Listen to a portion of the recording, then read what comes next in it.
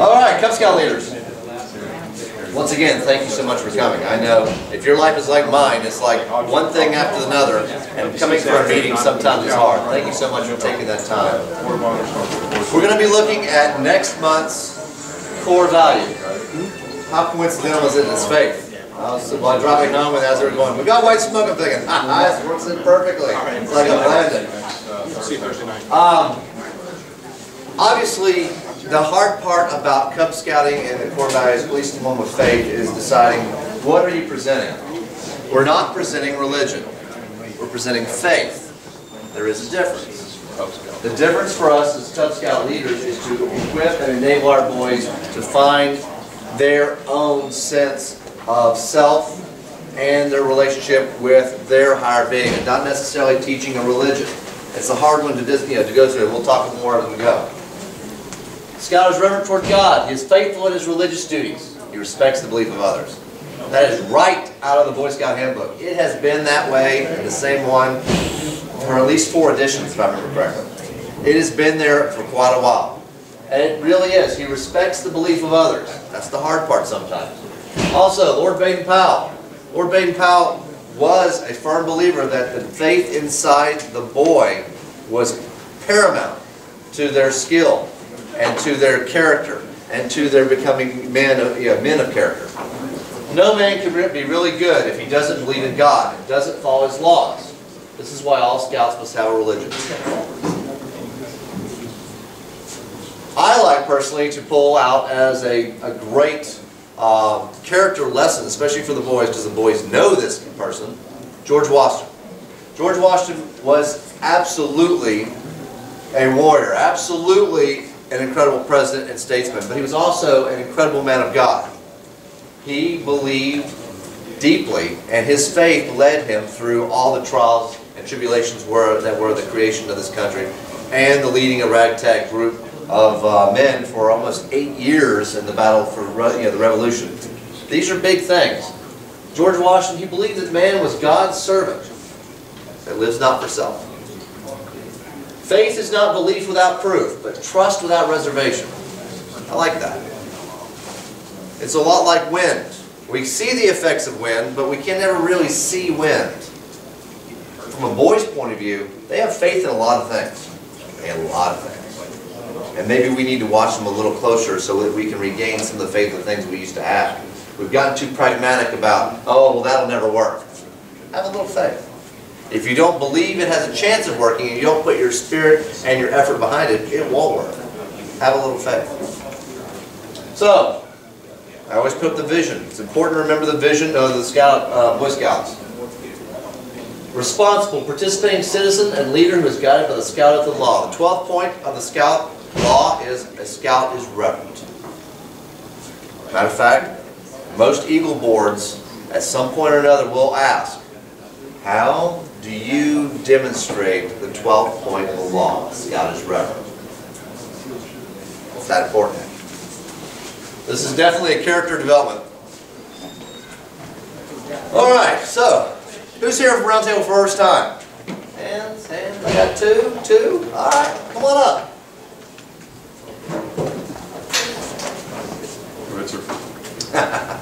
Come around here, and what I'm going to have you do is I'm going to have you introduce yourself, what unit you're with, and what position that you're currently filling to the audience, please.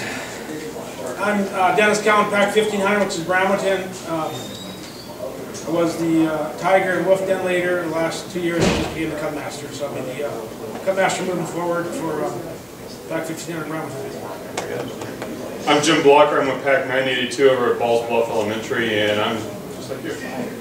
I was Tiger leader, Wolf leader, and our master left, so I got stuck with it. Well, that's quite the transition there. What's the coincidence there? Alright, so here's what you guys are going to do. You guys are going to lead cheering sessions. Okay? You come with me. This is your side of the room. Okay. These are your cheerleaders. Okay. This is your side of the room. Your cheerleaders. Now, here's what we're going to do though. I could pick out a billion things to cheer about, because in scouting, pretty much any activity you can think of, you can make a cheer out of. I can make the dial-up telephone cheer. Boop, boop, boop, boop, boop. Yay! It's silly. It really is that kind of crazy what you can do with Scouts. But what we're going to do now is that you guys are going to look behind you at the 3 ranks that each one of you represent, and you're going to come up with a cheer for each one of those ranks. I'm going to give you just 1 second to do it, and then you're going to teach your sections those cheers, and I'm going to point each one, and we're going to cheer for a little bit. All right? So, you got a cheer for each one of those? You got the hard one. I mean, really, what does a Weeblo do? I mean, you know, what does an arrow of light do? Yeah, so, you got the hard one. He's got at least animals. We know what they sound like. All right, you think you got it? We do. All right. So, I'll tell you what. We'll start. You start with your section. What is the cheer that goes along with this? I am the arrow of light. I will guide you. All right. You guys yell it out. I am the arrow of light. I will guide you. Not bad, not bad. You're going to have to be a lot louder than that. Okay. Which one are you going to start with? Let's start with the Bobcat. Bobcat. Bobcat's the first thing you do in Cub Scouts. Bobcat's the first thing you do in Cub Scouts. All right. Okay. How about Weeblo? I am a Weeblo. Watch me and become strong. Okay. I'm going to give you guys a hint with cheers. Short is good. Long is bad. It's like a skit. We're Cub Scouts. Lots of talking, bad. A little bit of talking, good. Let's just go Weeblos. Weeble, weeble, weeble. How about that? Weeble, weeble, weeble. Weeble, weeble, weeble. There we go. Okay. Less talking this time. This one. Tiger Scout. Roar! Perfect. Roar! Wow. Okay. Okay. This one. Bear. Roar! Perfect. Okay. We're sounding amazingly familiar. Look. How about this one for you? Wolf. Nice. All right. So we're gonna real quickly. I'm gonna point to one, and if it's on your side, you're gonna cheer it. Okay. We're going to change the Bobcat one to meow. Because it had a lot of talking. I forgot all those words. We're going to change the arrow of light one to whatever that was to boing. Okay? Like an arrow? Boing. Just make it easy. Alright, and I've got my high-tech pointing stick. Alright, we're ready. Are you guys ready? Sure. Okay, here we go. Roar! Roar!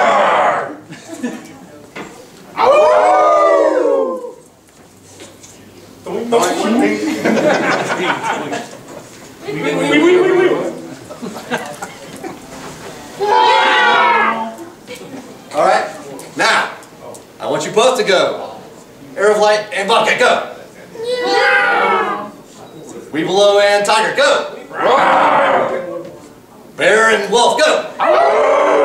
Very good. Give them a round of applause. Thank you.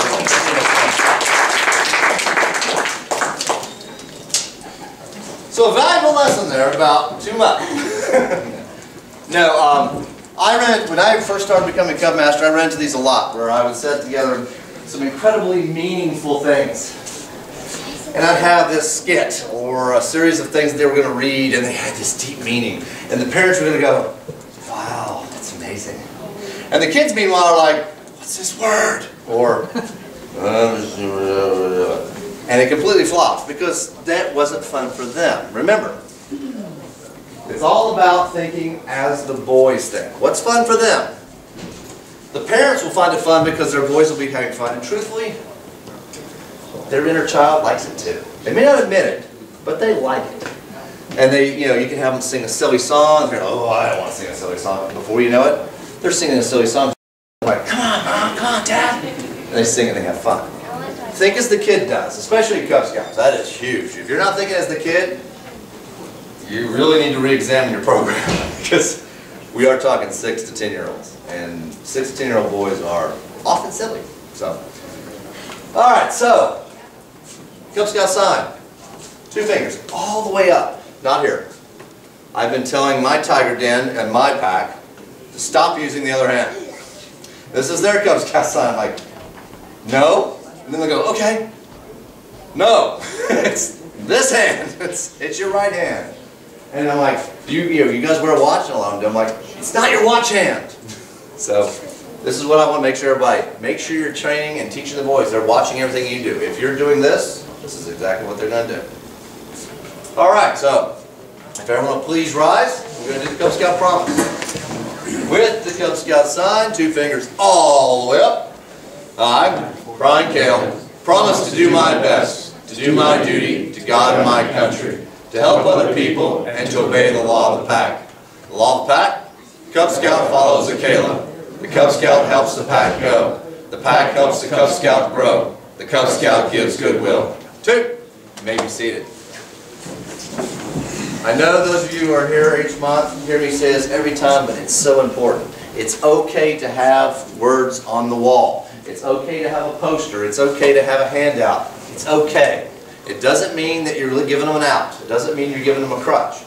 It means you're taking away that moment of embarrassment when they have a mental block and go, I don't remember. Or maybe they just don't know it yet.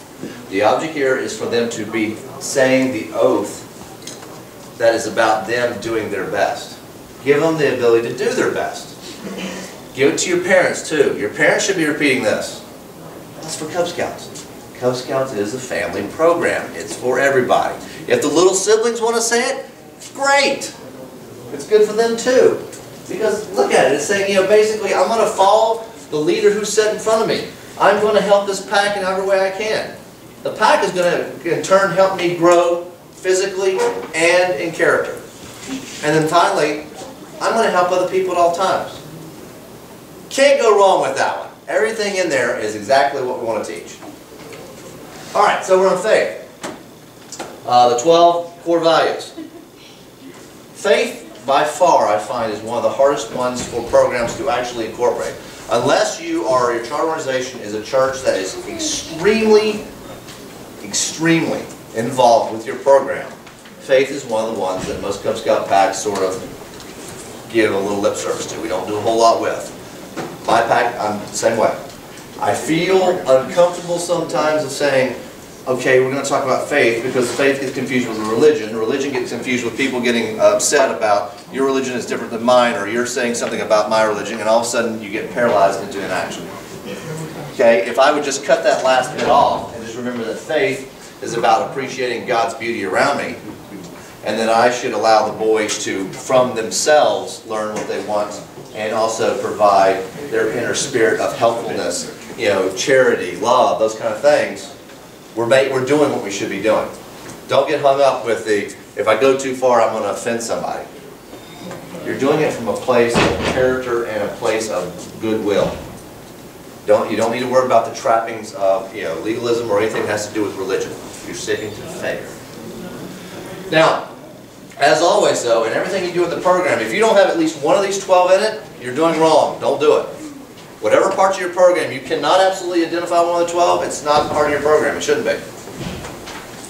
Even what you should do is at the very beginning, point it out and say, what am I doing in this part of the program? What am I teaching? If you can't easily identify the 12, if it's a stretch, you probably ought to work on that a little bit, because it really should be pretty obvious. Boy Scout law, faith, reverend. Wow, this is probably the easiest one for most people to go, oh, I can see absolutely the one-for-one correlation here. Boy Scout law, why is it important? For tigers to Weeblos, the object of Cub Scouts is family fun, character development, and preparing for Boy Scouts. Preparing for Boy Scouts is actually the biggest reasons for Cub Scouts. It's to start getting them used to the Cub Scouting way, get them a little more independent from mom and dad, and ready to go into a boy-led troop. That's the purpose of Cub Scouts. But hopefully you're having a lot of fun along the way. Very, very soon, matter of fact, a year and some change, the Cub Scout law and the Cub Scout promise are going away. We are moving to the Boy Scout law, the Boy Scout oath. Some people, that scares them. Well, those words are hard for Cub Scouts to understand. Maybe they are by themselves. But ultimately, you're going to be explaining to the boys what they mean. You know, when you say something like thrifty, boys don't know what thrifty means. But they do understand that, you know what, when you have things, you need to make sure that you use them wisely and don't waste them. Don't throw things away that don't be wasted. Recycle. Be careful with your money. When your allowances you're making, save it up. Keep some aside. Give some to charity. That's being thrifty. they get it then. So there are some challenges that will occur when we make this move. But the intent is to more closely combine the different programs. So it's coming. Just keep it in your head. Your Webelos should already be doing in their den meetings the Boy Scout law.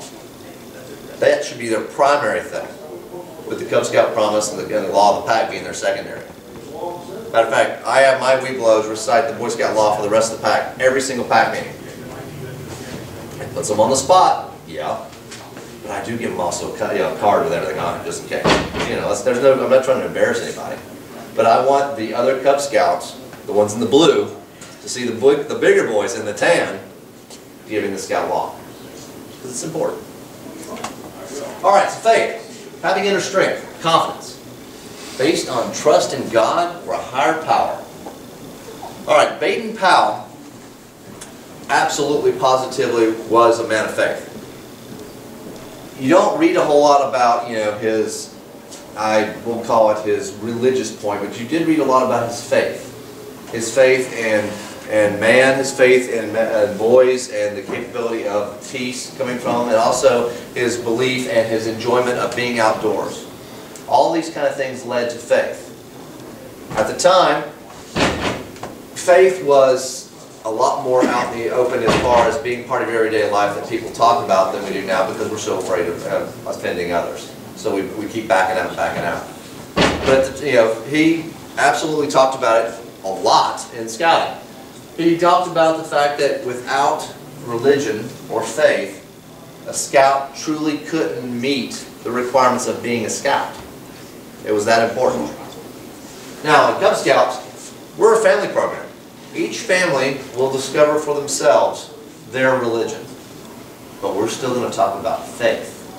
When you're out on a camping trip and you're having a hike through, you know, the woods, you can talk about faith and about how, you know, all the wonderful creations that you're, you know, exploring.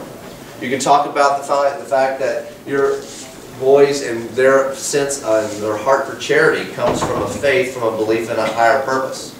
All these things go together. It doesn't necessarily have to be about religion. Okay? Strong moral compass. It's one of the keys. Matter of fact, if you talk to most people about scouts, even the term, oh, you're such a Boy Scout. You guys have heard that. There for a while it became almost like a slur. Oh, you're such a Boy Scout. Why? That means because I'm not going to lie, I'm not going to cheat, I'm not going to steal, and I'm going to do the right thing, because I'm going to do the right thing. I get that term at work. Of course, they know I'm a Boy Scout, but it doesn't stop it. But ultimately, they've even made the comment, well, we probably can't do this because Brian will go tell on us. That's exactly right. Because I'm your moral conscience there. This is not the right thing to do, and you know it. I'm like, okay, you're right. The scout is, you're supposed to be having morally straight, a moral compass. That's the character we're teaching. Sometimes the right way, the truth way, is hard, but it's always true. And that's what being a scout is. So, parents and leaders, we need to keep this in mind, that it's going to be hard for boys sometimes to do the right thing, to necessarily show the faith, and we need to be there to encourage when sometimes it's hard to follow through on that. Faith comes from practice, comes from inspiration, comes from your own character. All right, so how about scouting, and Cub Scouting for that matter, was a mixture of Native American culture along with outdoor frontiersmen and other things that Baden-Powell brought to the United States. Okay, so let's talk about faith in a Native American term, because while we're not talking about religion, faith matches up pretty well. In every case, all creation is seen to be interrelated. How many times have you've gone out on a hike with your boys and talked about how the trees provide shade and oxygen, and how the other bugs and such are taking away refuse and things that are, you know, that have died and such. And while you talked about how the deer work, you know, and how these animals are the predators of these. How many times have you done this? Or how trash impacts your environment? Everything is interrelated. We're still doing this. Basic belief that all life is of equal value. Scouting, we tell people, and we tell our boys, hey, don't just go cutting on that tree for no reason. Why do you think we do that? We do it because protection of our environment, protection of other things. Matter of fact, we even talked to one of the, let's see, Scout laws, which one is it? Actually talks to the point of killing for no reason is not in the Scout way. Hunting is okay, but killing for no reason is not. The same thing applies to going out and damaging your environment. These fit in really well. Life forces should not be damaged or destroyed for no reason. However, plants and animals can be used for food, medicines, and other needs. Very little waste. Deep gratitude to the Creator for life. Leave no trace. You guys have heard that, right? Hope so. Leave no trace has become a very central tenet to outdoor program for the Boy Scouts of America. We teach our Cub Scouts, we teach our Boy Scouts, but it really comes back to protection of our environment, a belief that all life is precious and should be maintained, but the fact that we can use our environment, but we should use it with a sense of long-term, not short-term impact. These are important things. All right, so character connection. You're like, oh my gosh, isn't it hard enough that we're doing faith? We have to ask them questions about faith too? Some of these are hard. It depends on where you are in your own life, in your own faith, how hard these questions are. Sometimes they're very, very hard because you don't want to step into something. You don't want to say something to the boy that is eventually going to get back to mom and dad, and then you have to have an uncomfortable discussion about something. Once again, you're encouraging them to discover their own faith, not necessarily a move to a conversion of some religion. I'm asking, how does your family worship? What do you do? Okay, how about define your duty to God? We talk about duty to God all the time. What do you think duty to God is? What do you think it is? You'll get pretty drastic different answers from the boys, and it's going to directly reflect how their home life views faith. None of them are wrong, because that's not what we're doing here. We're allowing them to discover for themselves in their family what faith is. How about even down to this kind of things? How can, when's it hard to be cheerful about your duties? How can faith help you? Knowing that having a strong faith will help you overcome adversity. Things that just doesn't seem to go right. You've had a really rotten week where everything you touch just falls apart in your hands. What makes you get up the next morning and go to the next day? Faith. Some of us would say, well, I got to go to work and get paid. Okay, that's true too. But ultimately, you still go back and you try again to accomplish what you need to do. You try to be successful. Why? Because you believe, you have faith that you can. Whether it be by yourself, through your team, whatever, through divine intervention. You believe in faith. There are many days with my work that I wonder, why am I doing this yet again? Because the definition of insanity is doing the exact same thing again and expecting a different result. Well, maybe I'm a little insane because I have faith that if I put enough work ethic into it and enough character, and I actually stand straight and stand tall while we're doing it, it's going to work out. It's going to work out well. And sometimes that's all it takes. Sometimes you're in situations, and the boys are that way at school as well. They see something that's not right from one of their friends, teacher's not around, they stand tall and go, this is not the right thing to do. That truthfulness, their faith that right should prevail is important. That's what we're teaching the Scouts. Character connection. Do not put those to the side. I've told you folks several times that my first time through as a den leader, I did not do anywhere close to the right amount of effort with these guys. Character connection is truly where the rubber meets the road and where the real learning happens. Letting them answer leading questions, not yes or no or grunting ant questions, but true questions. Letting them talk and let them discover for themselves. And you also learn more about them. You're creating heart connections between your boys and their families. Don't forget to do these. It's so easy going, oh, we're just moving right through these requirements. Oh, the character connection. Let me sign your book. Don't do it. Use them. They're actually very, very, very good. Okay, how about faith? There is a section of faith requirements in all 4 of our ranks. Tiger, let's go outdoors. Duty to God, ways we worship, and even we blows faith. Now, if you notice, in all these except for the Tiger Cub one, they specifically have to do with faith and religion.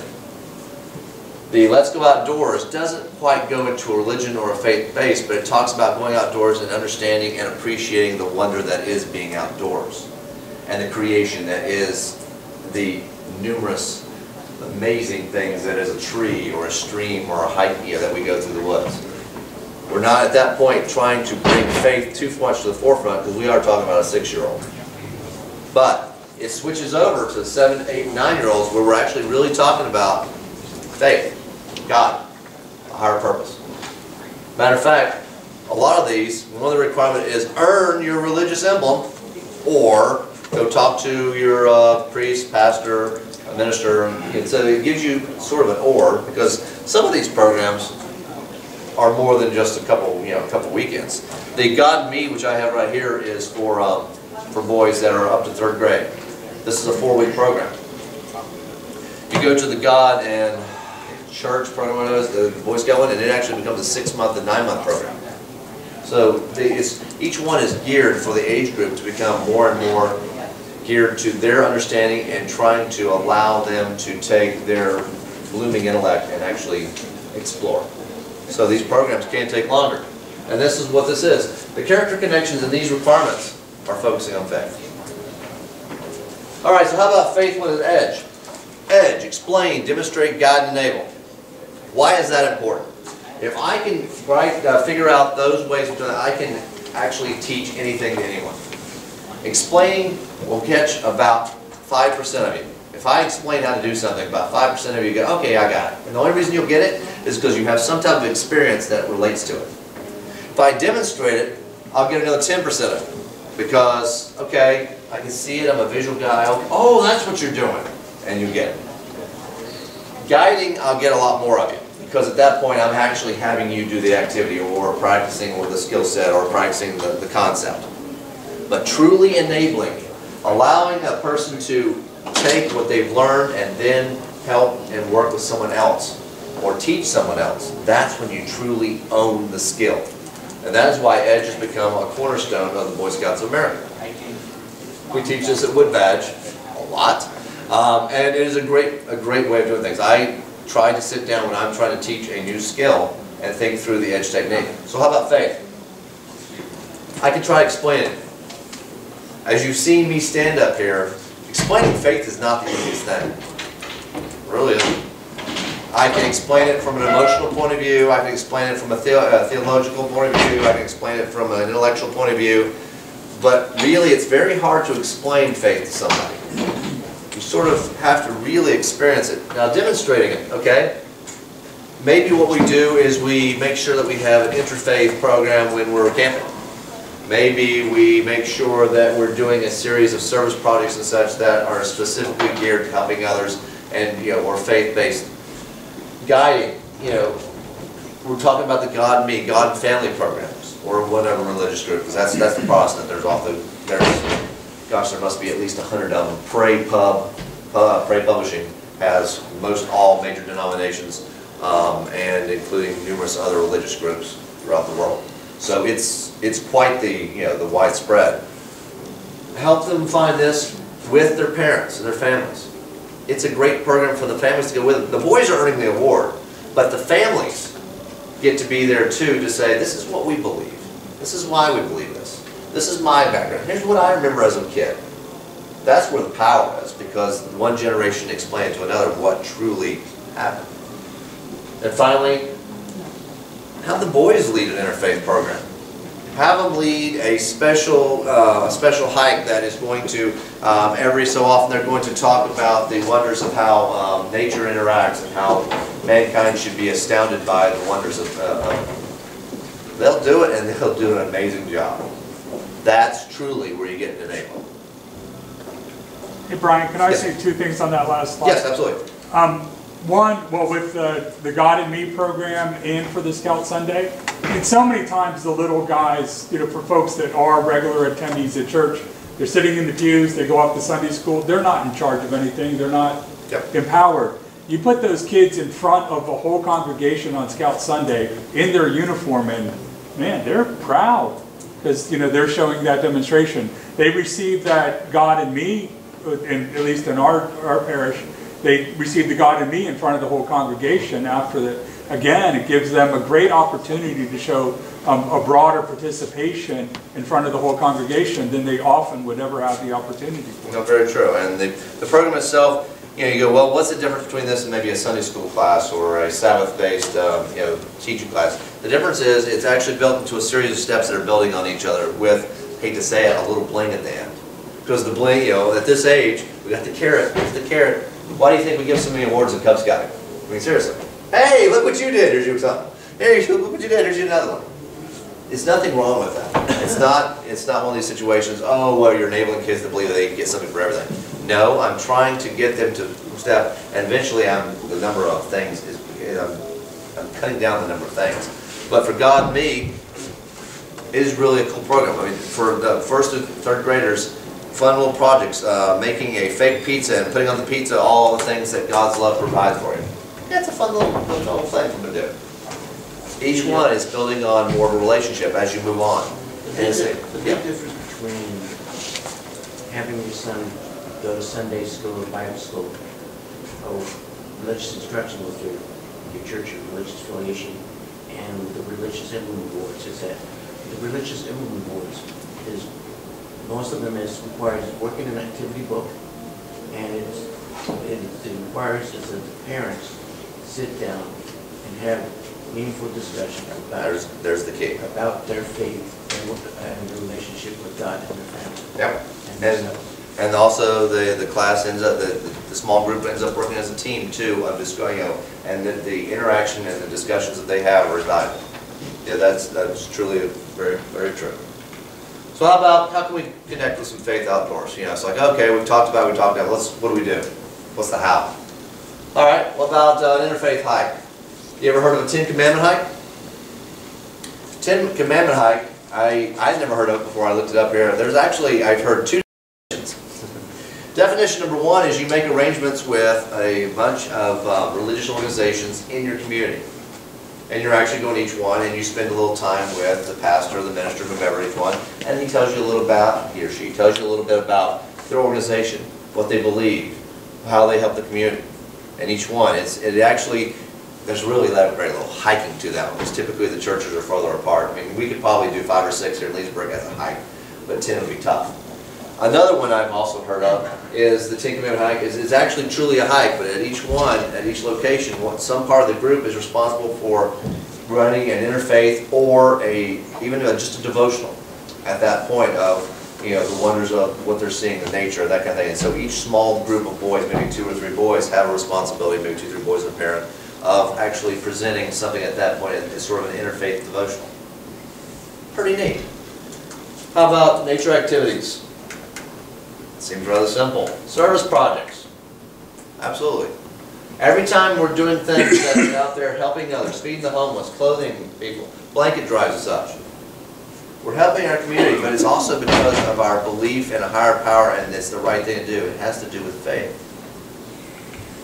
Games.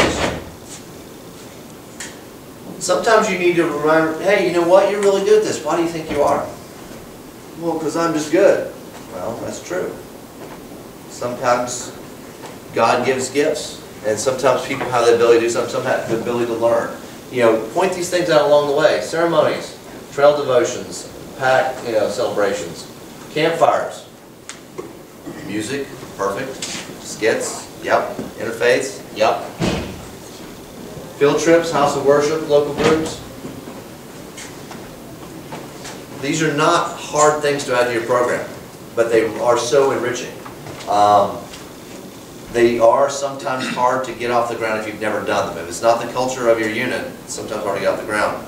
I had a gentleman that desperately wanted to lead an interfaith service for my pack. I'm like, no problem. Here's what you need to do. And he actually got to the point of paralysis, not being able to do it because he was afraid that we've never done it before. I'm not sure what's going to happen. If I do this wrong, this is going to happen. And he immediately spun himself into a paralysis in an activity. Do something small. Success begets success. Something small, just a little something. So we're encouraging Cub Scouts and their families to explore the world around us and basically discover their own faith.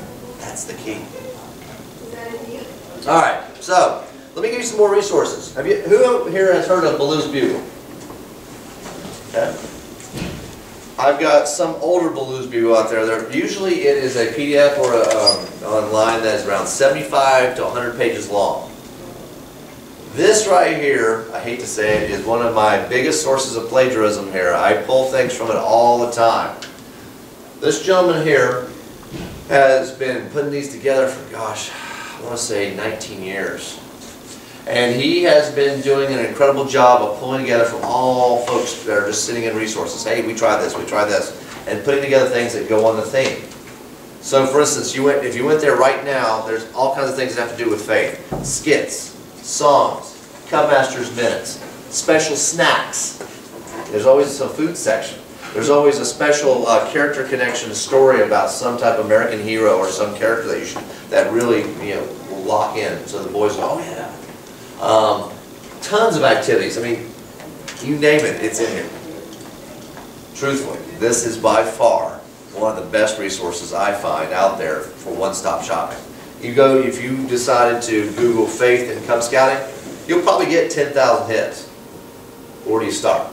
Once again, you're overwhelmed by the amount of stuff, and sometimes it's just one word that happens to be in the search, and that really doesn't apply to anything. And you spend a lot of time. This gentleman really does a great job of that. Matter of fact, this gentleman and George Costigan, which is part of the NCAC, is going to be at Philmont this summer teaching Roundtable and using the Baloo basis of his resources, part of that training. It's going to be an incredible course. I sent him an email asking, like, you need to film this because I can't get there this year. I want to see it. And they're like, well, we don't know about filming. I'm like, I can send you a camera for the love of Pete. It's going to be incredible because he's so interconnected and so much information gets to him. Matter of fact, anything you have you want to provide to him, you can provide it there too. And maybe it'll show up and other leaders around the nation will be using it. Great program. Highly recommend it. Alright, so I have been asked no less than 15 times over the last 6 months, let's talk succession planning. Let's talk recruiting. Okay? Succession planning and recruiting is hard. Sometimes true, sometimes not. Is it hard to talk about? No, I talk about it all day long. The hard part is taking it and actually putting it to use. Okay, because we're all volunteers. And we're so convinced that if I make it too hard, I won't get any volunteers. If I put too many requirements on you, I need you to do this, but and they go, wait. I gotta go right now. And you're afraid you're gonna lose your volunteers. Well, if I plan for succession, that means you don't want me here anymore. You want me to leave. No, I just know that things happen. You get sick, you get transferred, things happen, you get burnt out.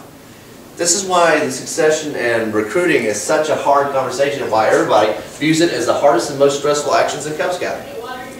If you went and did a poll of, it's not the program, it's not getting in front of the boys, it's not anything else, it's keeping your pack running on volunteers. That's the hardest thing. Alright, so let's talk about it. Now, I also want to point out that a lot of this information I'm pulling from, I have also done a powwow presentation on leadership and such, as far as keeping your volunteers motivated. But this is also based off of Bill Mayo's University of Scouting, 7 Steps to Successful Recruiting, which I've got copies of back there that you can look through if you wish. I have 2, please don't take them. I'll be happy to send you a scan of it if you wish. So, okay, here it is. When you start doing this, this is what a lot of people think. It implies that, I'm going to lose my volunteers? Yes, you are. Cub Scouting is a round-robin program. If they have 1 child, the most they'll be there is 5 years, right? And that's even saying a lot, because things happen. Sports kick in. The boys go, oh, I don't want to go. And then the parents go, oh, well, okay, we don't have to go now. And next thing you know, you've got them for 2 years. Or, oh, I work, I've done lots of overtime. You got them a year, 6 months. You barely get them trained. There's all these kind of things happen. You got to know that. It may seem like we're, what, you don't like what I'm doing? You think I'm not doing a good job? It has nothing to do with that either. This is called good planning. And it's also about taking the stress off that leader and off your pack committee and off your pack leadership. It requires asking others to step forward. Okay, there's the rub. most of us don't mind standing in front of a crowd going, I need an assistant cub master, thank you so much. Because I haven't looked any of you in the eye and says, you know what? We were talking and we think that you're going to make a great assistant cub master. Here's why. What do you think? Ready to start? Okay, I'm asking for the sale right there. There's a moment that I can be denied. You can say no. And then all of a sudden, we all feel, how we feel when someone, says no to us. It's like, ooh, that hurt. I put myself out there and it hurt. So that's one of the reasons we don't. Well, we always do the broadcast. All right. Well, before we start, let's talk real quick second. What do you need to make sure that you keep your volunteers? Because it's all well and good if you're out there recruiting and succession planning, but if you're not taking care of the ones you have now, why would anyone else decide to volunteer and help you? Well, I've seen what you do with your volunteers, I don't think so. Okay? Clear goals and expectations. How many of you, when you volunteered for your position, knew exactly what you were doing, what your timeline was, what the activities were, and what amount of time it would take to do the job? And if you did, you guys were blessed. Because nobody did. The vast majority of us are not told that. Rule number 1, clear expectations. That's important when you're getting a volunteer and also when you're keeping a volunteer. No ambiguity, no, well, you should have known what you're doing. That's unfair. 1 hour per week. That's 1 hour per week. That's right. Bring me a rock. That's not the right rock. Bring me another rock. That never works. Make sure the volunteers, they understand their role. How they fit in the bigger organization. Okay, here are the keys.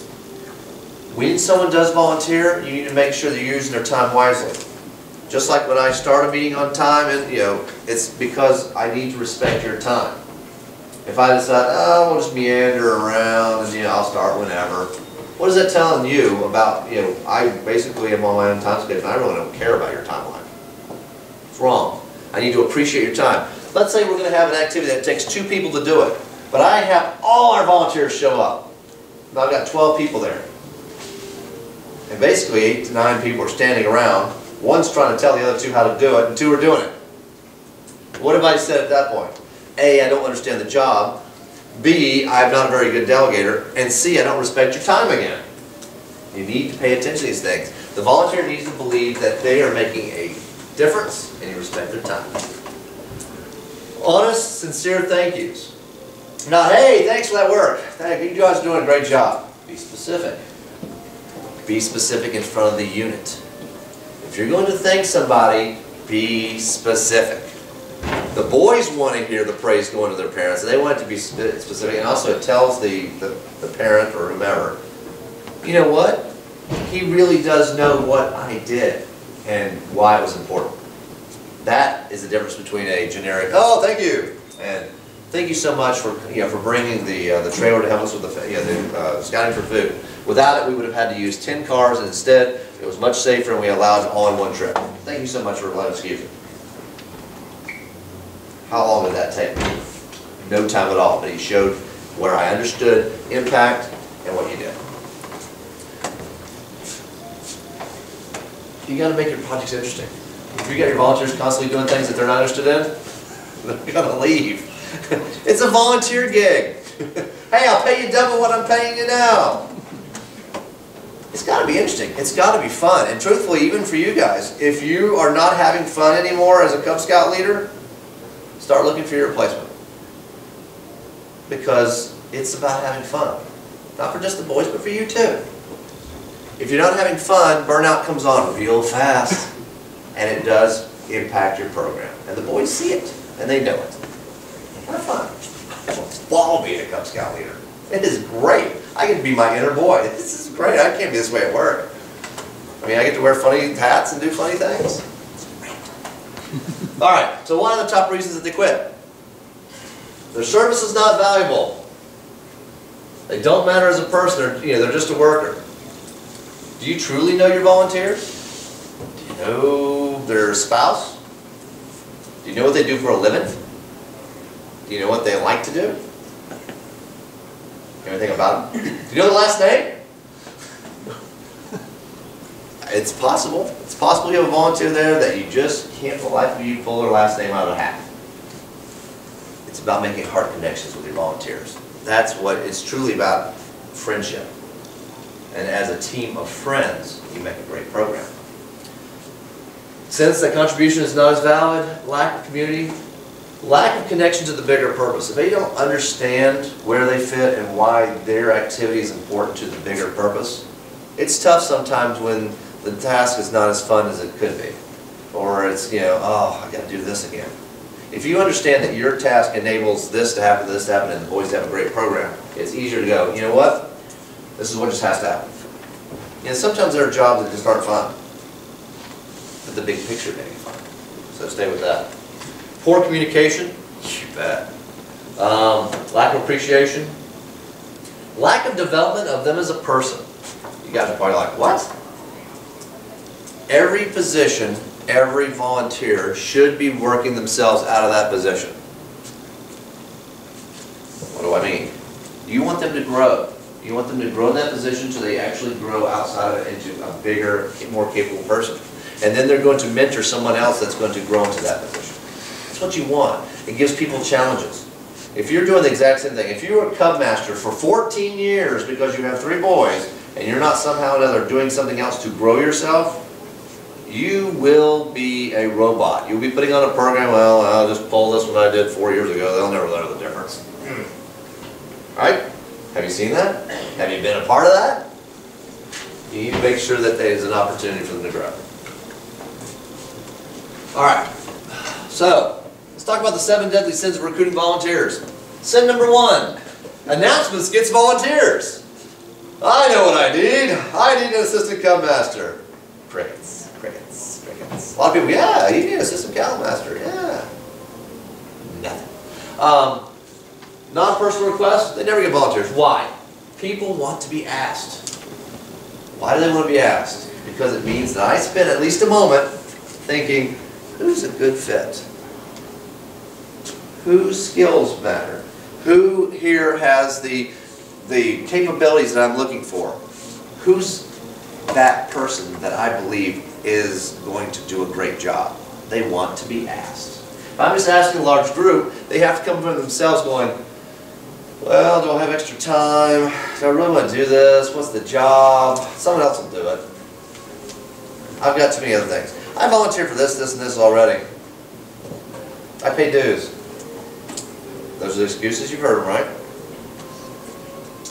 Some people don't know that they're good enough to volunteer. There are people in your pack that have incredible skills that don't feel confident enough in themselves to think that they can help. They believe that somehow or another there's some mysterious secret sauce that allows you to be a good Cub Scout leader. Now, all it takes is good attitude and a little bit of energy. About it. You can plagiarize the rest, or whatever the case may be, learn from others, but ultimately that's all it takes. But some people, I can't do that. There's no way I can do that. Lead boys, they'd be all over me. Maybe, maybe not. You need to help them see that there's that capability within them. And that's sin number 1. Sin number 2. Well, let's go to Loudoun. I didn't get any volunteers from my all-call, so obviously I have to keep going by myself. I'll just wear this hat too. Okay, what have I done? I just let everybody off the hook. Maybe I have enough energy to make it happen. Maybe maybe I can do it. But ultimately, I've done no one any favors. I have created now a program where everyone believes that they can ride in the back of the bus while I'm doing everything that's required. And then all they have to do is sit back and go, well, I wish you would do this. We need to have an understanding that it's not just one person working, it's a team. Maybe the job that you're looking to fill cannot be filled by one person. You don't have anyone that has that kind of time. But maybe you have 3 people who do. Oh, that's a committee. Committees never work. It's not a committee. This is not bureaucracy. We just need to get an activity done. 3 people can work together to plan the blue and gold. It's not brain surgery. Each one of them can figure out where they fit in there, and they work together. Okay, here's the list of everything we need to do. Oh, I'll take this, I'll take this, I'll take this. Hey, look at that, it's done. Don't think it's just one person. A lot of times, a team will make the difference. perfect example. We had a conversation we had at our last community. We had talked about what happened with the 900. Yep. And we all came into agreement that it takes 3 key people to run a Pinewood Derby. One for set up and operate the track. One to take the lead on doing the registration of the scouts and the cars. And one person to do is food and refreshments. Yep. And then they would then get additional help. Yep. Each one of them will find the necessary people to help them out. Teams beat a single person any day of the week. Gives you diversity, gives you the extra skill set and the extra hours that sometimes are hard to come by. Okay, sin number 3. We're going to recruit lifetime individuals, not short-term projects. Hey, you're going to be a volunteer, but you know what? I'm not going to tell you when your job's over. We've all seen the movie where the poor mule is going around and around in a circle with the carrot, and eventually he doesn't even look at the carrot. Eventually there doesn't even have to be a carrot there, it just keeps going around and around and around. That's exactly what this is. Every single job should have an expiration. What's that? That's a roundtable commission. Every job should have an expiration date on it. Now, you can extend that date if the person absolutely loves what they're doing. You can move that date to the left too and make it even sooner if the job is not a good fit for the person. But every single job should have a date on it. If some guy says, you know what, I'll be Cub Master. Okay. How about for 2 years? 1 year to learn it, 1 year to do it. They know that 2 years, they give it their all. And at the very end of that 2 years, they go, you know what, I just love that. Let me do another year. Great. As the 2 years does, it gives them 2 things. It gives them the sense of how to parse out their energy and their time, but also it allows them a way to save face going, you know what, that was great, thanks so much. Because a lot of times volunteers get to a point like, I'm burnt out, I'm done. But their sense of duty causes them to keep plodding on until they are little nubs and they're bitter people that don't want to be doing anything anymore, and you've lost them. Don't want to be this. They'll feel that quitting the organization is the only way to get out. Well, we're quitting scouting. Why? Because they feel that that's the only way to get out of the job. Well, that's never like that. And they also don't, a lot of times when you say I need somebody without giving them a timeline, people go, well, in my life, this may happen, and this may happen, and this may happen, and this may happen. So they're unwilling to volunteer because they know that there will be complications in their life, so rather than to let you down for some lifetime commitment, they won't commit at all. But they know, hey, this is only for this one event, or for 4 months, or whatever. Oh yeah, I can do that. Yeah, I can do that. Hey, I need you to be the Scouting for Food coordinator for this year. Oh, well, that ends in November. Sure. Because I know my Christmas is busy, and let them know what's going to happen. All right, short-term teams. Why does it work? They're more willing to say yes because in a team there is less personal risk involved. There is, working together as a team. Okay, I don't know if I know how to do all these things. Well, if there's a team, well, I know how to do this, and there's probably someone who knows how to do this, and they know how to do this, and we can work as a team to make it work. Also, there's a sense of camaraderie. They have an opportunity to see the video, actually keep their head up, see the vision, rather than keep their head down like this one little activity. And they eventually become mentors because they have a positive experience of team.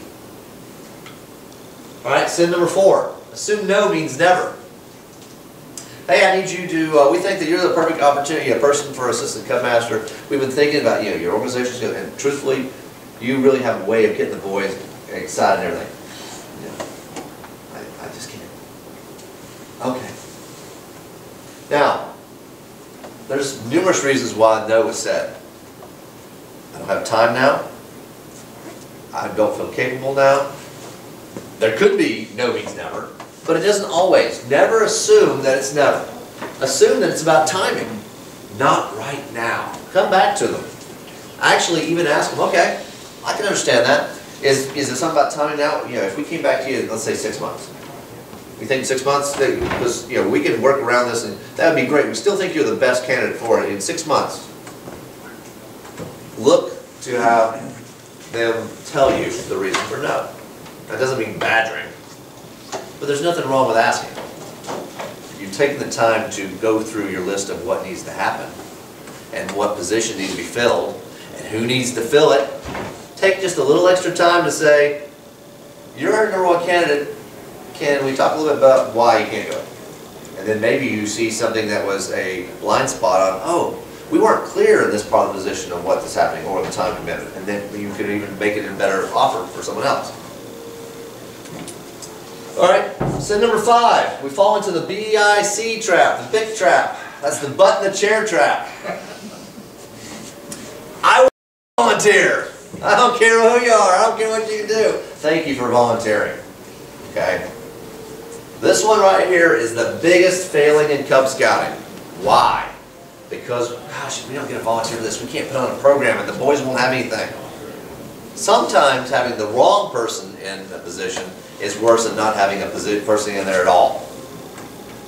I have a poster on my wall at work that says, no technology can make the wrong person the right person. That applies to Cub Scouting too. Sometimes it's just not the right fit. Okay? Do your homework. Find the right person. If it takes a little bit longer, that's okay, because that perfect fit makes all the difference in the world between a high-performing program and a, oh my gosh, I have to constantly be there for high-maintenance person. And it burns you out because you can't do your job. Okay? Don't fall into the BIC. All right. Sin number 6, be people-driven rather than position-driven. You know what? Nice guy. You know, I really appreciate the time we spend together. Be a perfect position for this. Really? Just because you and I get along doesn't mean that you're going to meet my needs for this position. What are the positions? What's the requirements? What are you going to be doing? I need to seriously have that listed in my hand first before I even think of a single person. If I don't have a description of the position and what they're doing and what skill set is necessary, I have absolutely no business whatsoever looking at anybody and asking them for volunteers. Because I will make a judgment call on who I get along with the most. And then I got a big problem because, hey, their skill sets don't fit, but yet we're friends, and now I have to tell you, ooh, it's just not working. It's not you, it's me. You know, it's not, you know, that's bad. It doesn't work out well. Look at the position. Be position driven. You know, there will always be people out there who will just jump in there and help.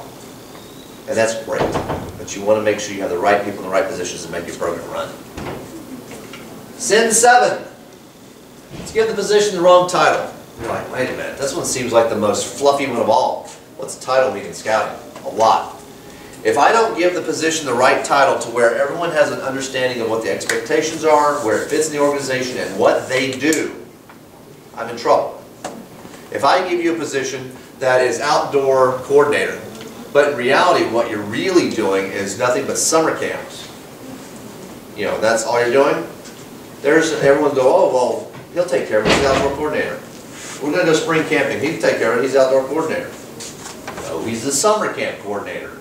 That's great. I mean, both positions are very necessary, but you need to make sure that everyone understands.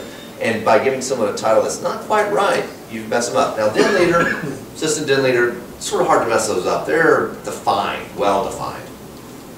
But it's very easy on some of these other, we'll call them ad hoc positions, to really mess people up by giving, you know, making it sound like they have a broader range of responsibilities than what they really do. Because they probably didn't sign up for that bigger range. Because you probably talked to them about, yeah, the boys have, you know, we had a summer camp go down a little bit. We need more focus on that this year. Oh, yeah, I got it. They're focused on the summer camp.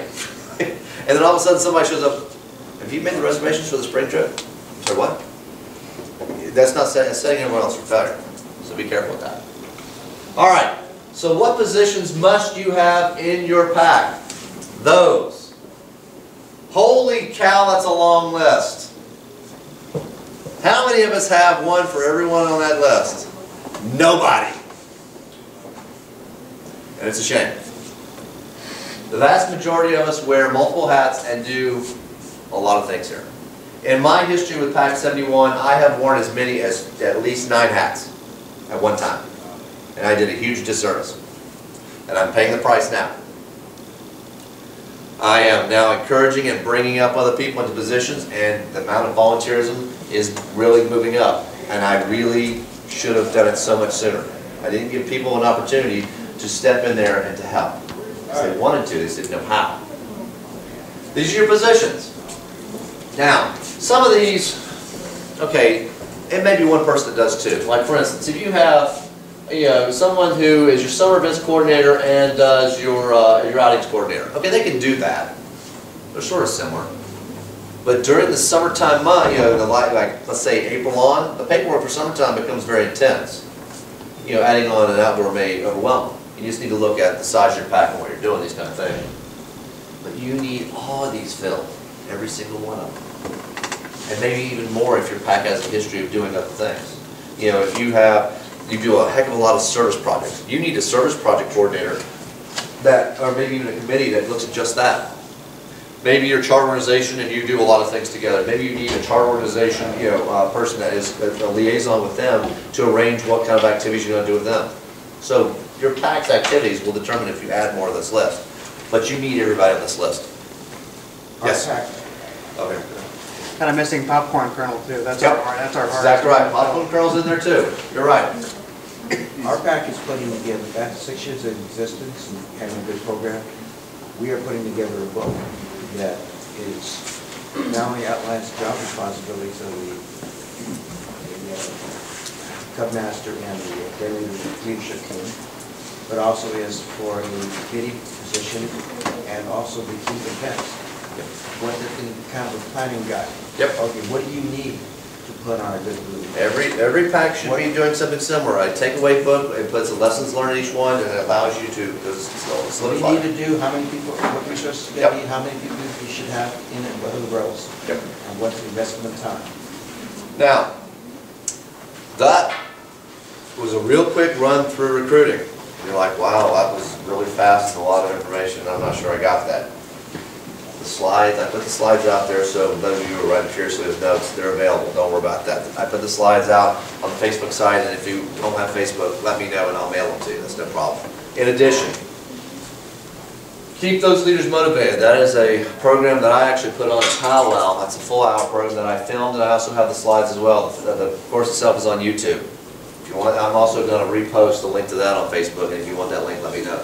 Between those two, that's a lot of reference for you as far as successful recruiting, succession planning, and keeping your volunteers. It's a very thankless job, but it is the difference between a healthy pack and a struggling pack. Hey, we're doing great right now. Yeah, right now you're doing fine. 4 months from now you may not.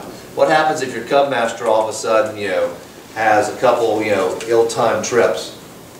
Who takes your pack meeting? Oh, we just move it around. Really? So your family don't know when your pack meeting is now? Oh, we skip a pack meeting. Oh, really? So the boys aren't getting their awards? These kind of things are like a little cancer that causes a problem with your pack.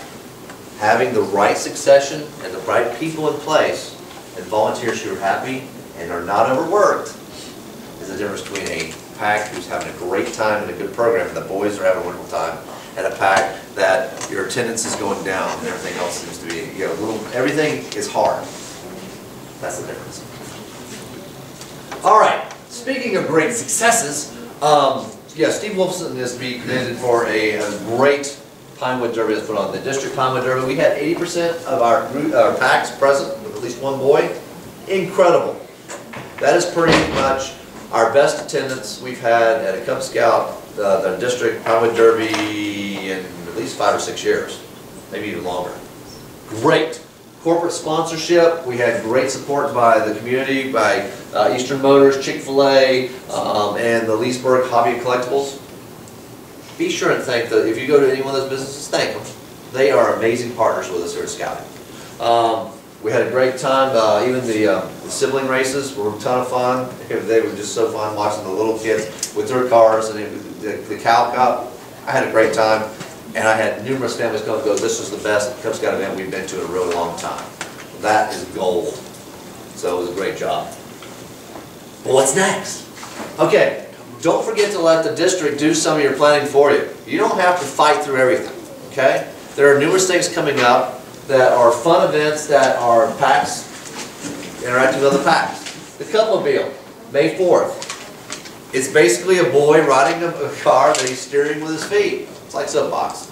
But The boys eat this up. It is fun. All you need to do is you get a group together of at least 6 boys, at least 3, no more than 6 per team, and you build a car. How do we build a car? You get your Wolf book and you look in the electives and it tells you how to build the car. It's not that hard. Is it Bear Book? Okay, Bear Book. And build the car. It's a lot of fun. If you want to bring more than one team, great. Do you have to build more than one car? You don't have to. But it'd be fun because it allows more boys to be involved with the building. It's a great time. Cost is minimal. They get a patch. You have a ton of fun. Alan Steiner is the coordinator of this, as always, putting on great programs. We'll set up registration soon. Very, very soon. Where is it? Well, last year it was at the, what's the name of that place? Paxton. There you go. And maybe there again, we're still coordinating as far as, it's a good location, nice Jones Stroke Hill, very safe, not a whole lot of traffic. Aurora School area. Aurora School area. So, I know Alan is looking into that, but. It's the same place we're at the Lego Brick. Oh, same place as the brick place? What's that say? Elementary school off Heritage, okay. Yep. More information is on the Goose Creek District. Make sure to put it on your dates. The boys, building the car is not a, hey, let's go build it in one day type thing. It takes a little bit of time to get your parts and stuff together. And let the boys be involved in the building. Ton of fun. And it's available for all ages. Tigers. Friends of Scouting, probably enough said. Hopefully you guys have had your presentations. If you've had your presentations, don't forget to remind your parents that maybe have not turned in their cards. It's about supporting scouting. It's about providing camperships for boys who maybe have to go to summer camp. It's about keeping camps running. It's about maintaining the program. And even if they can't contribute now, sending in a card with a 0 basically says I support scouting is valuable too. Encourage your families, even if you've had your presentation, to continue to send things in. They can send in either the certificate or they can go online. And they can put in your unit number, and that's important. Friends of Scouting is probably one of the most misunderstood programs because it just seems like they're just asking for money. There are just so many needs in the program that are fulfilled by this, and it makes a huge difference in a lot of boys' lives. Okay, summer's coming. Have you guys started planning your summertime events yet? Hopefully. But summer is really, really close. March is a deceptive month. March, spring break, April, hey, school's over. Holy moly, how'd that happen? It happens pretty quick, doesn't it? Make sure you've got some summertime events planned because you want to earn your summertime pack award. You have to have at least one in June, July, and August, right? Our pack does more than one each month because we know people go on vacations and, oh no, we missed the June one, what do we do? Last year, my pack put on 11 events in the summer. How many of them did we plan? About 6. We went to districts, we went to summer camps, we did all these kind of things we didn't have to plan. And of the 6 we planned, how much really work was there? Almost none. One was a rain gutter regatta, which is tons of fun and almost no work. One of them was going bowling. One of them was going to Ida Lee Rec Center to the Lazy River and to have a swimming tank thing, and we also did a little aquanaut training there as well, which was great. All these are easy. These are like no-brainer, hey, let's go have fun. Well, here's a no-brainer, let's go have fun. The district's putting on the Soda Rocket Derby, which is, basically you take a 20-ounce Coke bottle, put a little water in it, you pressurize it up, you let it go, it goes 200, 300 feet in the air. The boys go, wow! They have a great time. And as a boy, I wish I could have done it as a boy, but as an adult, I'm like, wow, that's a great time. I love this. It is a great, we use this every year as one of our summertime events. It's easy. I've got nothing to do with it. I just encourage the boys to go. Yes, sir. This year, the Boy Scouts are organizing this one. Even better. The boys get to see Boy Scouts in action and see boys helping out. Great. There are other things like the Frederick Keys or any of the local minor league teams have scout nights. You sleep out on the field. I mean, all these activities, easy. No work for you. You're going and eating a hot dog and watching a ball game. That's my kind of event. Okay? Put that in your calendar. June 1st. Information coming soon for registration. How about some camping? Okay, hopefully you're probably already doing as a pack one camping trip this spring, but let's say, you also have the ability, they're doing camping trips for families at Camp Snyder, April 12th and 14th and May 10th through 12th. And each one of those weekends is different. So if one family goes to one of them, we don't want to go to the other one, it'll be the same stuff. No, it's a different program. but it's family camping. Going to Camp Snyder, having a great time, outdoor activities. They can earn awards, but part of it is as a family they're out camping. When families go camping, it's better because the parents are focused. You go, wait a minute, I thought the kids are focused. No, the parents are focused because the parents are camping. And it's really hard to think, oh, I need to go do something in the other room at home. No, you're camping. and the little boy's like, come on, let's go over here. Okay. And if the parent has not been camping ever, it's a lot of fun because the boy typically knows more than the parent does, which the boys love. But these are great activities. Go to Snyder.org to sign up. It can be signed up as individuals, units, packs. Individuals, I think, is the easiest way to sign up for this one. But you could arrange for all of you to camp in the same general area if you want to do it as a pack type activity. Great opportunities. Summer camp? You go, gosh, you keep bombarding us with summertime stuff. Yeah, because planning time's now. See that date right there? Register on or before April 16th, $165. Register May 17th or later, $205. That's 40 bucks. I don't know about you, but if I find $40 on the ground, I'd pick it up. 40 bucks is a lot of money. Heck, 20 bucks is a lot of money. You know, especially when you think about all the things your kids want to do and all the summer camps they're going to do, and it's 100 here and 200 here and 300 there. 20 bucks is 20 bucks. Go ahead and get them registered. Get them going. Get them on here. There's Camp Snyder. There's Daylight and Twilight Camp. This one was put on by our own Goose Creek folks. It is an incredible camp, done exceptionally well with great volunteers. And it's right here. I mean, Morgan Park is what, 3 miles that way? Tops? Not even? We can walk there from here. Maybe we'll do that next time. But, you know, it's a great program. Dave Carty puts on a wonderful program. So that's a good one. Program, day camp and twilight camp. Yeah, Twilight Camp is shoot till you can't shoot no more. It truly is. Shoot. There are crafts in there, but what you're doing is you're going to shoot BBs, you're going to shoot archery, slingshots, and then usually some other type of interesting craft that's very shooting oriented. There's no cooking involved. It's come after dinner, go to Twilight Camp, shoot, and then go home. 2 suggestions for considering for the Twilight and both experiences. So my younger guy was a rising tiger this year. It's great for rising tigers that you're not so sure they can put in the full day. Some you know they can, some you're not sure. You know, you're good. It's a couple hours. Yep. If it's, you know, tired and early bedtime that night, no fuss, no muss, you didn't waste the whole day, right? The other thing is my older guy, you know, is an ADHD boy. So his first year, Twilight Camp, showed that he could handle it. Day camp was a breeze the next year. Knew the stuff, knew what he was doing, really comfortable. You'll be going to Goshen as a Weeblo this summer because we built it up. And that's the other thing I wanted to ask you all about, because you know we finally figured out that depending on the different ages, they should be going to different camps. Exactly. Right? And then we go to University of Scouting, people are like, well, depending on the different ages, they should be going to different camps. No question that we should be supporting the Goose Creek District Camp because it is a great one. But what should we be saying to our packs about, you know, the younger boys, the middle boys, the older boys, and where they should be going? For instance, and one more point on this one before we go to the first. For instance, also this one is Twilight also is great for parents who they don't have time to take off the full day. They want to be involved with their son's summer camp experience. That's why I like Twilight Camp most, because I can go to my full day at work, get home, change to some, you know, to shorts and a Scout t-shirt, and let's go and have a great time. And it's a lot of fun. As far as age groups, okay. Goshen is the only one that's absolutely positively locked down as far as age groups. That's a Weeblo only. It is like Boy Scout camp, because it is Boy Scout camp. Okay, you're staying there for 5 nights, you're having a great time, you know, lots of water activities, canoes and such. That's a Weeblo's one, okay? Encourage your Weeblos to go there. If they can only go to one camp, period, encourage them to make it Goshen. Okay, I know that makes some people's heads spin like, oh wait a minute, we've got to support the other camps.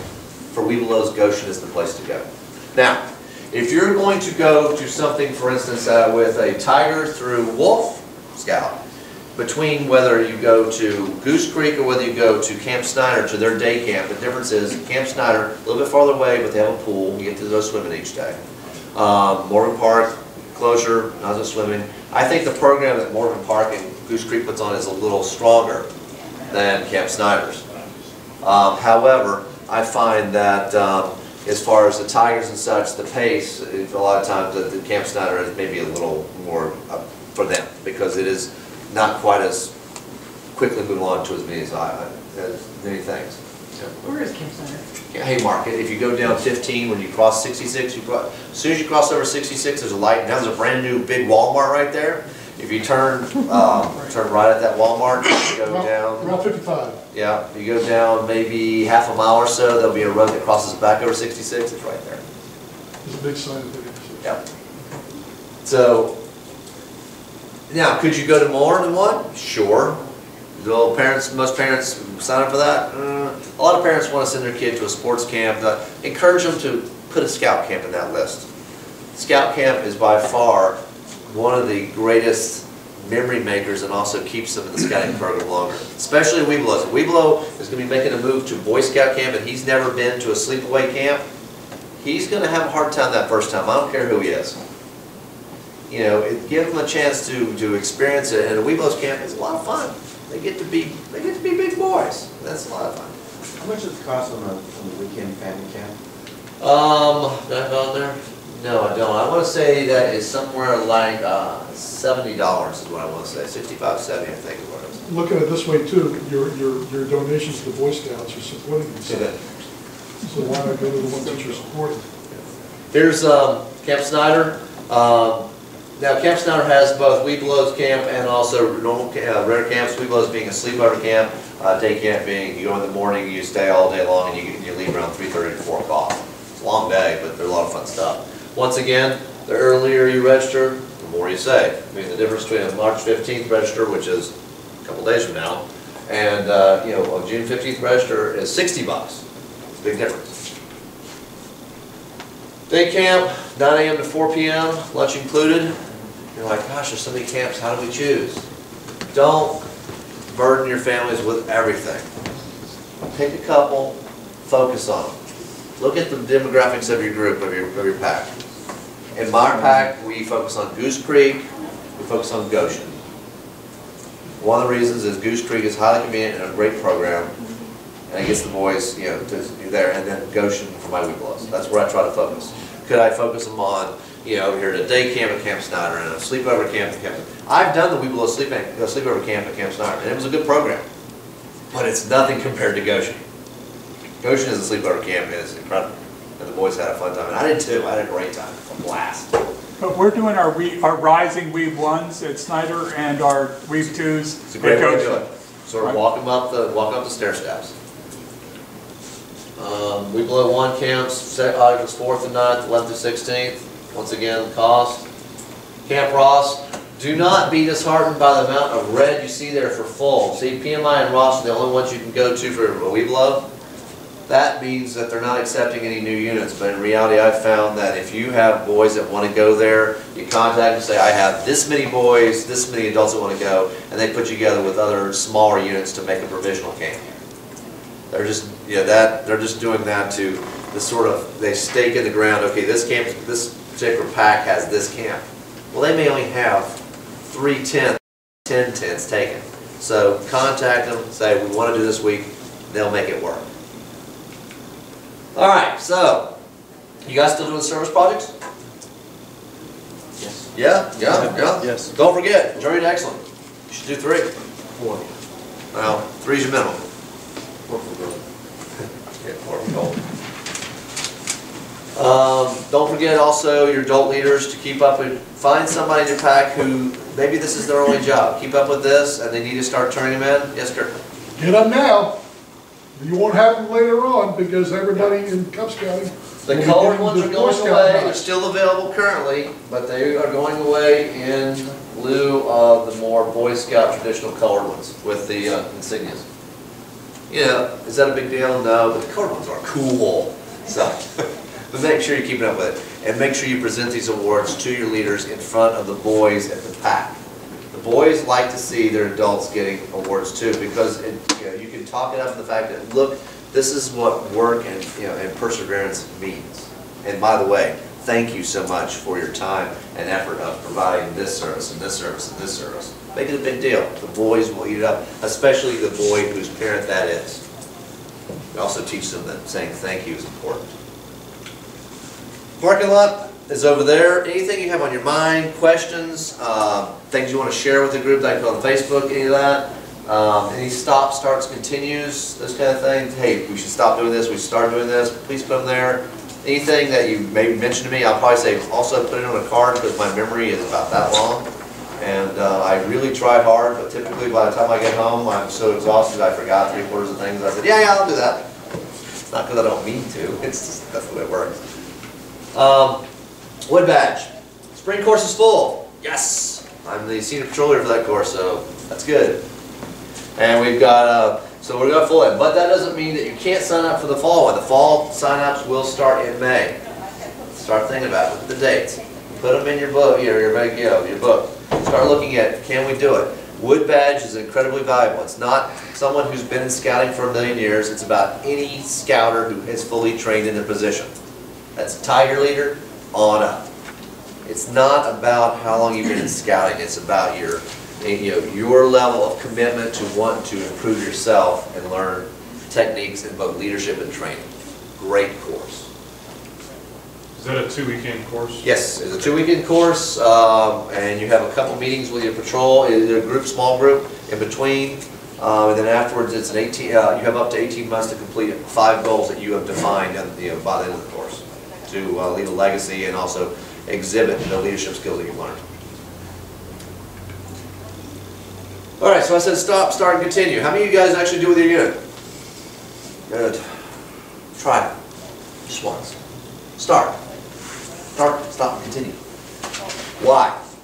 Because it's so easy to continue to do what you're doing right now without actually looking at it and going, why are we doing it? Write it down. Just once. Take a look at it and then looking at it in stark reality written down, is this the best thing for our program? Can we improve it? Does someone else have another idea? Why did we start doing this in the first place?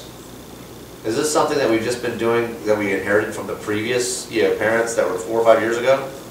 Sometimes it is. Take the time to say, what should we start doing? What should we stop doing? What's distracting us? And what should we continue doing? You're like, well, the continuing seems like it seems a waste of time. No, you should be able to say, continue doing this, and be specific, so that you have that in your mind that this is what we're doing to make our program better. Try it. Upcoming events. Spring break. Woohoo! I'm going to Florida to stay on man laws. Woohoo! Anyway, Can I make a suggestion though? Yeah. Great time to have the kids earn family travel belt loop. exactly. Great one. Very, very good. Very good. Den Chief training. And everyone's like, wait a minute, Den Chief is Boy Scouts that come and help us out. Yes. Den Chief training though, I will tell you right now, if you have in any way, shape, or form in your mind that you possibly would want to use a Den Chief, take the training as an adult. The reason is you need to know what Den Chiefs are, why they're there, what your responsibility as a leader is, and how you will be mentoring them, because the job that the Boy Scout is doing is a position of responsibility, but they are to be mentored by the adult Cub Scout leader. And if you don't know what they're supposed to be doing, it sure is hard to mentor them. It's a great course. Yes, sir. It's a leadership job that a Boy Scout has to have. It's one of several leadership positions, but the Den Chief is one that's good for them to earn their eagle. Yep. So it's just not a BS job. They go in and play with the boys. No, they work for you as a den leader. They work for you. And they also come in to be an incredible. And it's important for the scout to do. They come in to be a great example for the boys too. Of this is what you're working towards. So I highly recommend. Den Chief program is a great program. Highly recommended. But make sure you know what you're doing with it. Because having a Den Chief and you don't know what you're supposed to be doing with them is actually worse than not having a Den Chief. Where can we get more information on that? If you go to the Goose Creek District website, there'll be also even indications of how to register for it. I also have the Den Chief training book over here on this table over here that gives you a sense of what the training is supposed to be. The last thing you need is 11, 12, 13-year-old Cub Scout. Yeah, week 3 is what you need. Nothing like having a Webelos 3. Anyway, there's the Cupmobile, Soda Bottle Rocket. Last day of school, June 6th. Can you believe that? It's actually on my list here. All right. Real quickly here. So, watching a movie about 5 or 6 months ago. It's a sci-fi movie. which one doesn't matter. However, this guy goes back in time, and he is going to, he sees his younger self, and he's having a horrible time, and he's in a fight to the death, basically, with this one guy, and he doesn't think he can win. He's completely defeated, in spirit and in mind. And he's seeing this vision of himself younger, and he talks to himself. And the boy was like, you know, well, what's the matter? Because the boy doesn't know that's him. And the guy says, well, you know, you just wouldn't understand. You know, sometimes there's just things you can't do. The boy's like, why? Because you just don't understand. You know, there's just no way. I can't beat this guy. He's stronger than I am. He doesn't fight fair. He's evil. And the little boy looks at him and goes, good always beats evil. Don't you know that? That moment is very similar to what we do in Cub Scouts. We, as adults, view ourselves as so much more enlightened as the Cub Scout. We've got so much more experience. Oh, don't worry, no, this will never work. Let me tell you why it won't work. The Cub Scout says, I think it will. Maybe it won't. Unless it's something he wants to do that has physical harm associated with it, let him do it. A lot of times it'll work and you're like, how the heck did that just work? And you'll wonder for the next week, how did that just work? We limit ourselves as adults. We put a sense of a damper on it, like we can't do this. There's just no way. We don't have faith. The boys have a faith that we view as naive, immature, childlike. We need to share a little bit. We need to take a cupful of that childlike faith and take it on ourselves. And sometimes approach things like, you know what?